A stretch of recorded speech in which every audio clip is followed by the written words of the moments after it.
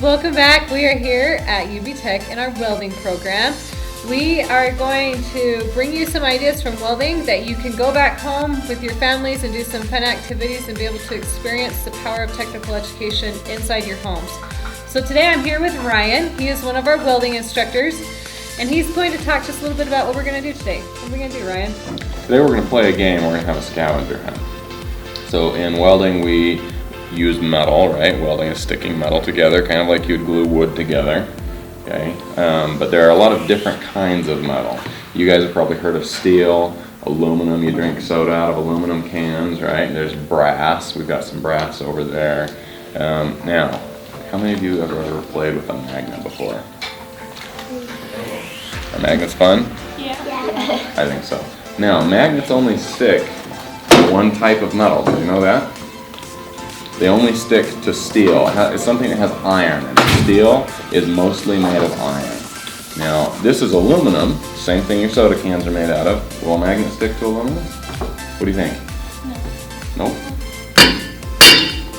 Nothing at all. But steel, it does. So, that's a strong magnet. Today, what we're going to do is we're going to go around the classroom. We've got a bunch of different types of metal in here, and I want you to find me a piece of steel, and I want you to find me a piece of metal that's not steel. So, Ryan, this is a great activity we can do at home, right, with our kiddos? Absolutely. So we don't need to necessarily be in the shop to be able to find different pieces of metal, but also around your home, outside in your yard, are also some awesome places where you can find some metal at. So go try this at home with your kiddos.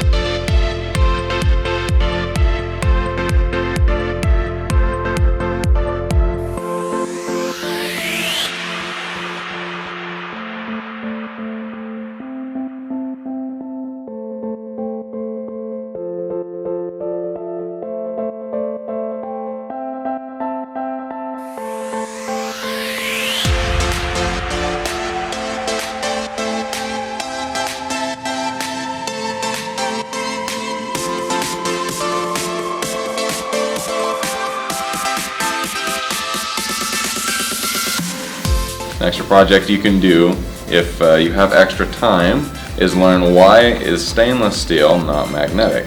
Because stainless steel is primarily iron, just like this is, but magnets don't stick to it. Have to ask Google that one.